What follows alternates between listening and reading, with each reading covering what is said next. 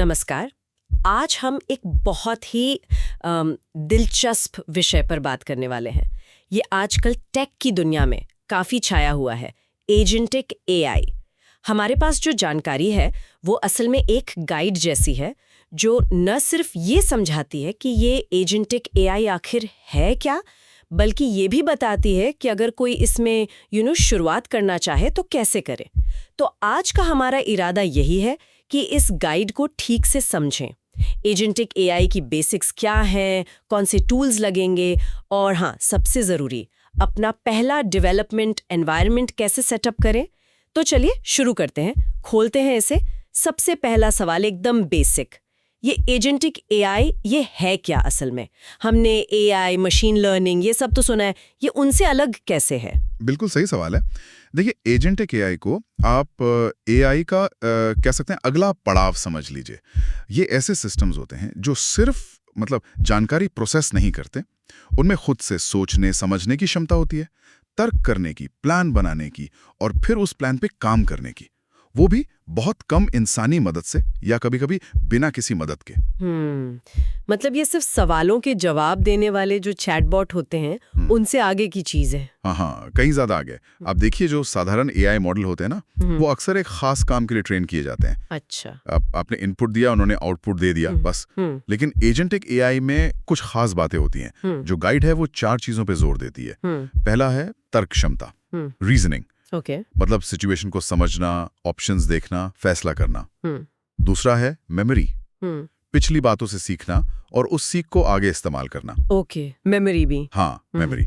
तीसरा है टूल्स का इस्तेमाल, मतलब जरूरत पड़ने पर बाहरी मदद लेना, जैसे वेब सर्च करना, कैलकुलेटर यूज करना, अच्छा, या कोई कोड चलाना। अच्छा। और चौथा, सबसे महत्वपूर्ण, स्वायत्तता, ऑटोनॉमी, अपने लक्ष्य पाने के लिए खुद से एक्शन लेना। ये सुनने में काफी पावरफुल लग रहा है। तर्क, मेमोरी, टूल्स और स्वायत्तता, ये चारों मिलकर तो इसे लगभग एक इंडिपेंडेंट एजेंट जैसा बना देते हैं। तो क्या ये पूरी तरह खुद से चल सकते हैं या अभी भी थोड़ी निगरानी चाहिए होती है? ये बहुत अच्छा पॉइंट उठाया आपने। देखिए, गाइड भी कहती है कि कम से कम इंसानी दखल का मतलब ये नहीं कि पूरी तरह आजाद छोड़ दिया, खासकर अगर काम मुश्किल है या रिस्की है। अभी भी हमें लक्ष्य तय करने होते हैं, नजर रखनी पड़ती है और जरूरत पड़े तो बीच में बोलना भी पड़ता है। लेकिन हाँ, डायरेक्शन यही है कि ये ज्यादा से ज्यादा खुद काम कर पाए। आप सोचिए, एक एआई जो न सिर्फ सवाल का जवाब दे, बल्कि उस जवाब को ढूंढने के लिए खुद रिसर्च करे, अलग अलग जगह से जानकारी लाए, उसे समराइज करे और शायद आपके लिए एक रिपोर्ट भी बना दे। ऑटो जीपीटी या जो लैंगचेन पर बने एजेंट्स हैं, वो इसी दिशा में शुरुआती कदम है। ये तो सच में बिल्कुल गेम चेंजर लगता है। अच्छा, मान लीजिए कोई सुनने वाला है जो ये सुन के एक्साइटेड हो गया और इस फील्ड में आना चाहता है, तो गाइड के हिसाब से शुरुआत करने के लिए उनके टूल बॉक्स में क्या-क्या होना चाहिए? हाँ, तो शुरुआत के लिए कुछ बेसिक चीजें चाहिए और अच्छी बात यह है कि ज्यादातर फ्री हैं। सबसे पहले तो पाइथन, ये प्रोग्रामिंग लैंग्वेज है।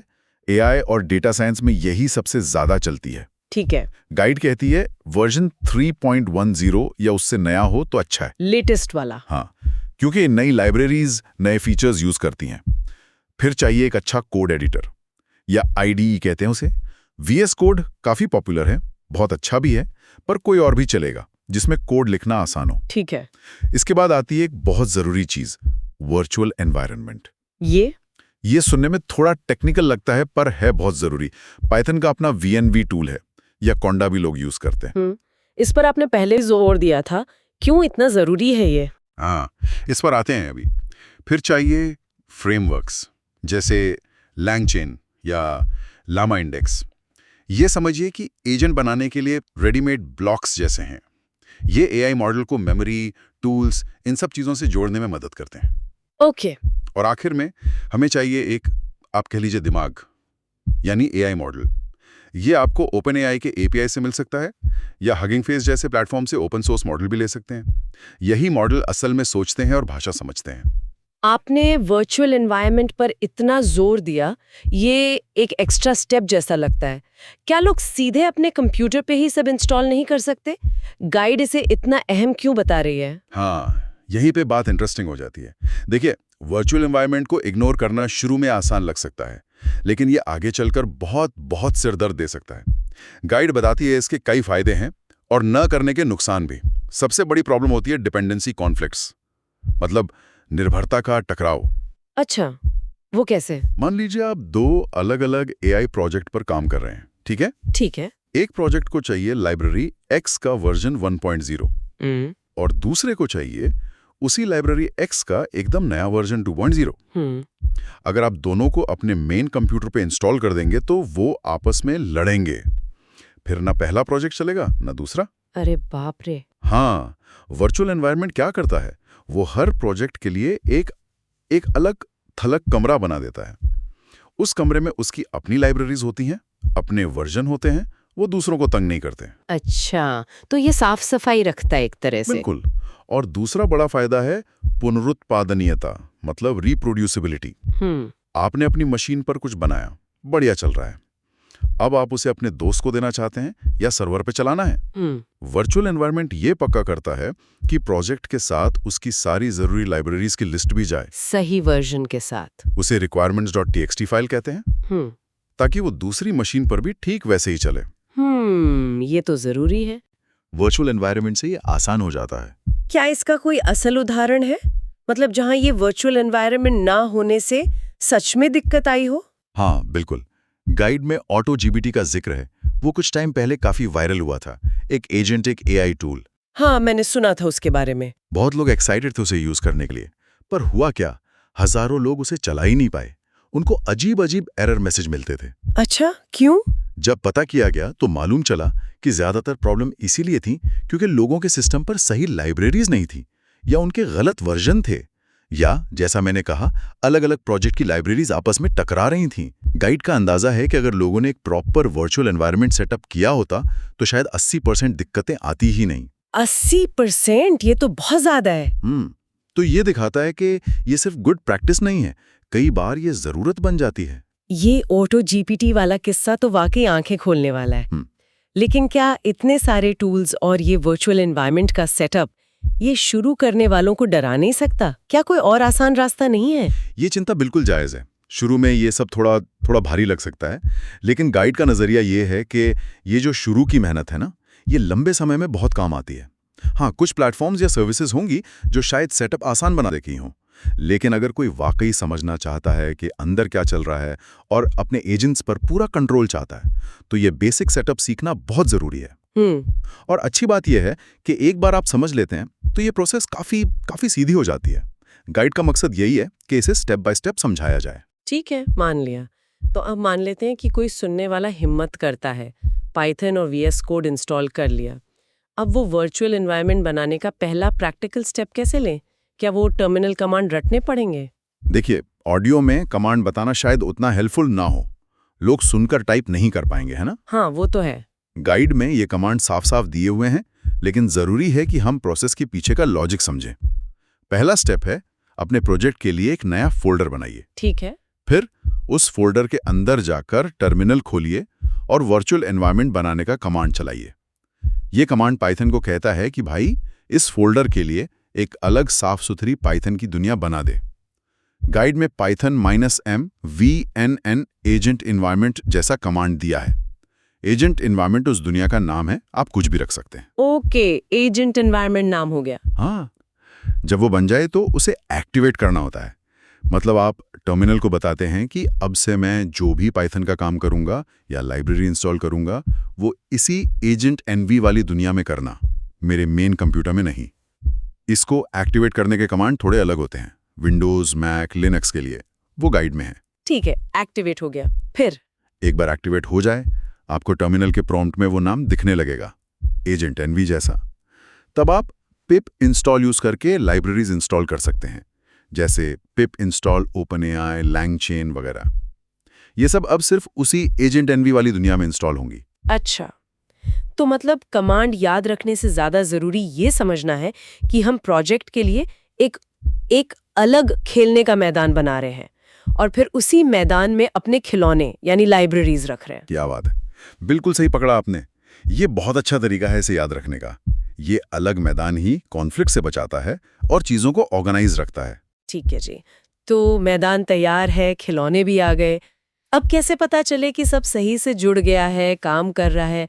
पहला टेस्ट रन कैसा होगा? हाँ, ये चेक करने के लिए कि आपका सेटअप मतलब पाइथन, वर्चुअल एनवायरनमेंट, लाइब्रेरीज और एआई मॉडल का कनेक्शन सब ठीक है। गाइड एक बहुत सिंपल टेस्ट स्क्रिप्ट चलाने को कहती है। इसे आप एआई की दुनिया का हेलो वर्ल्ड समझ लीजिए। Hello world, okay. आप एक नई पाइथन फाइल बनाइए, मान लीजिए testconnection.py। उसमें आप LangChain और OpenAI लाइब्रेरी को इंपोर्ट कीजिए। फिर OpenAI API से कनेक्ट करने के लिए एक ऑब्जेक्ट बनाइए। यहीं पर आप वो टेम्परेचर 0 वाली सेटिंग दे सकते हैं। हाँ, आपने बताया था टेम्परेचर 0 मतलब सीधा जवाब, ज्यादा क्रिएटिव नहीं। बिल्कुल। अगर आप चाहते हैं कि एआई थोड़ा मजेदार या अलग जवाब दे, तो आप इसे बढ़ा सकते हैं, जैसे 0.7 कर दीजिए। खैर, ऑब्जेक्ट बनाने के बाद आप एआई से एक सिंपल सा सवाल पूछिए, जैसे एजेंटिक एआई क्या है, एक लाइन में बताओ, और फिर जो जवाब एआई दे उसे प्रिंट कर दीजिए। और अगर सब कुछ ठीक रहा तो स्क्रीन पर क्या आना चाहिए? अगर आपकी एपीआई की सही है, इंटरनेट चल रहा है, लाइब्रेरीज ठीक से इंस्टॉल हुई हैं, तो आपको स्क्रीन पर एआई का जवाब दिखेगा, जैसे agentic AI is artificial intelligence capable of autonomous reasoning and task execution, या ऐसा ही कुछ। अच्छा, ये देखकर आपको तसल्ली हो जाएगी कि हाँ भाई, बेसिक कनेक्शन तो हो गया, अब असली एजेंट बनाने की तरफ बढ़ सकते हैं। बढ़िया। तो ये हेलो वर्ल्ड स्क्रिप्ट असल में ये कंफर्म करती है कि एआई के दिमाग यानी एलएलएम तक हमारा कनेक्शन सही से बन गया है। ये वाकई पहला कदम जैसा महसूस होता है। अच्छा, अब गाइड में एक छोटे एक दिन वाले प्रोजेक्ट का भी जिक्र है, हेलो एजेंट बनाना। ये उस टेस्ट स्क्रिप्ट से कैसे अलग है और इसका क्या मकसद है? हाँ, हेलो एजेंट प्रोजेक्ट जो है वो टेस्ट स्क्रिप्ट से एक स्टेप आगे है। टेस्ट स्क्रिप्ट का काम सिर्फ कनेक्शन जांचना था। हेलो एजेंट का मकसद है एक पूरा छोटा सा ही सही पर काम करने वाला एजेंट बनाना। ये सीखने वालों के लिए पहला प्रैक्टिकल एक्सपीरियंस होता है जी, जहां वो सिर्फ कोड कॉपी पेस्ट नहीं करते, बल्कि एक फंक्शन बनाते हैं हम जो यूजर से इनपुट ले या कोड में ही सवाल हो और एआई से जवाब ला कर दे। इसका मेन मकसद है एक तो डेवलपमेंट एनवायरनमेंट सेटअप की प्रैक्टिस हो जाए, दूसरा एक बहुत ही बेसिक एआई एजेंट का स्ट्रक्चर समझ में आए, और तीसरा LangChain जैसी लाइब्रेरी को यूज करके एलएलएम से बात करने का एक्सपीरियंस मिले।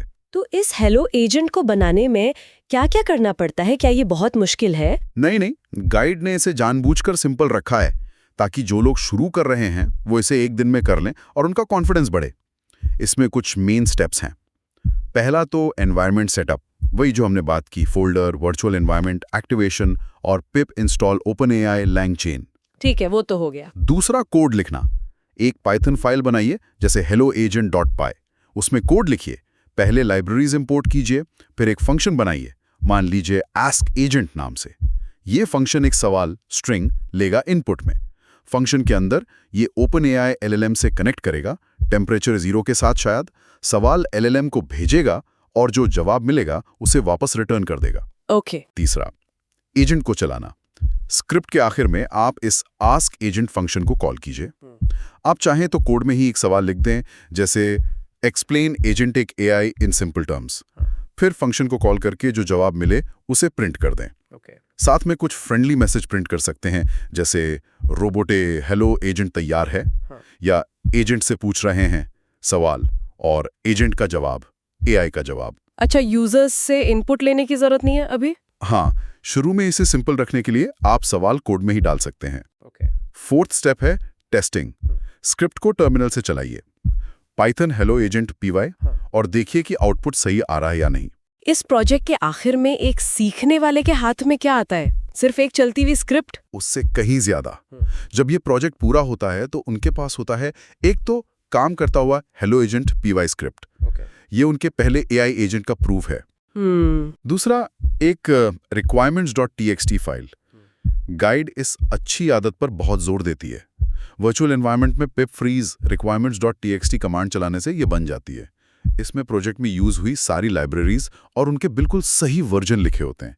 ये बाद में प्रोजेक्ट को दोबारा बनाने या किसी के साथ शेयर करने के लिए मतलब बहुत कीमती है। हाँ, ये तो बहुत जरूरी लगता है। तीसरा, एजेंट के काम करने का सबूत, जैसे आउटपुट का स्क्रीनशॉट। और गाइड एक बहुत अच्छा सुझाव देती है कि इस एक्सपीरियंस पर एक छोटा सा ब्लॉग पोस्ट या सोशल मीडिया पोस्ट लिखें। अच्छा। जैसे मेरे एआई सफर का पहला दिन मैंने अपना पहला एजेंट बनाया। उसमें वो बता सकते हैं कि क्या सीखा, कहाँ दिक्कत आई, कैसा लगा। ये न सिर्फ उनके सीखने को पक्का करता है बल्कि उनके ऑनलाइन प्रोफाइल और पोर्टफोलियो के लिए भी एक अच्छा एडिशन बनता है। ये पोर्टफोलियो वाली बात तो बहुत अच्छी है। मतलब ये छोटे छोटे स्टेप्स भी किसी के लर्निंग जर्नी में माइलस्टोन बन सकते हैं। तो अगर हम इस पूरी बातचीत को समेटें तो वो कौन सी मुख्य बातें हैं जो सुनने वालों को इस गाइड से जरूर याद रखनी चाहिए? हाँ बिल्कुल, इस पूरी चर्चा से कुछ खास बातें निकलती हैं। पहली, एजेंटिक एआई सिर्फ कोई फैंसी नाम नहीं है। ये एआई की एक नई नस्ल है जिसमें तर्क, मेमोरी, टूल यूज और ऑटोनॉमी का कॉम्बिनेशन है। ये इससे पुराने मॉडल से कहीं ज्यादा कैपेबल बनाता है। दूसरी, फाउंडेशन मजबूत होना चाहिए। एआई डेवलपमेंट में, खासकर एजेंटिक एआई जैसे कॉम्प्लेक्स एरिया में, एक साफ सुथरा डेवलपमेंट एनवायरनमेंट वर्चुअल एनवायरनमेंट के साथ बनाना बहुत बहुत जरूरी है। ये आपको बाद की बहुत सारी परेशानियों से बचाता है और आपके काम को भरोसेमंद बनाता है। सही। तीसरी, शुरुआत करना मुमकिन है। जो जरूरी टूल्स हैं, पाइथन, VS कोड वगैरह, वो ज्यादातर फ्री हैं और उन्हें इंस्टॉल करना, पहला कनेक्शन टेस्ट करना, ये उतना डरावना नहीं होना चाहिए, खासकर जब वैसी गाइड्स मौजूद हों। और चौथी, करके सीखना बेस्ट है। हेलो एजेंट जैसा छोटा मैनेजेबल प्रोजेक्ट बनाना, इस फील्ड में प्रैक्टिकल एक्सपीरियंस लेने, कॉन्फिडेंस बढ़ाने और अपनी जर्नी को डॉक्यूमेंट करना शुरू करने का एक शानदार तरीका है। ये सिर्फ कोड लिखना नहीं है, ये एक वर्किंग सिस्टम बनाना और उसे समझाना भी है। ये वाकई बहुत उपयोगी जानकारी है, खासकर उन लोगों के लिए जो सिर्फ न्यूज में एजेंटिक एआई के बारे में सुन रहे थे और सोच रहे थे कि भाई ये बनता कैसे है। ये सब सुनने के बाद लगता है कि पहला कदम उठाना उतना भी मुश्किल नहीं है जितना शायद लगता हो। बिल्कुल, और यही बात हमें एक गहरे सवाल पर भी ले जाती है। सोचिए जरा, आज इस गाइड की मदद से कोई भी जिसके पास कंप्यूटर और इंटरनेट है, वो बेसिक सेटअप करके अपना पहला हेलो एजेंट बना सकता है। टूल्स और मॉडल्स दिन ब दिन ज्यादा आसानी से मिल रहे हैं। हाँ, ये तो है। तो सोचिए, अगर आज इतना आसान है, तो अगले कुछ सालों में क्या होगा? ये एजेंट्स कितने कॉम्प्लेक्स, कितने ऑटोनोमस हो जाएंगे। वो कौन से काम कर पाएंगे जिनकी हम आज शायद कल्पना भी नहीं कर सकते। सही बात। साइंस में, बिजनेस में, हमारी रोज की जिंदगी में। और साथ ही हमें किन नई चुनौतियों या सवालों के लिए तैयार रहना होगा। ये एक बहुत महत्वपूर्ण सवाल है जिस पर हमें लगातार सोचते रहना होगा और समझते रहना होगा।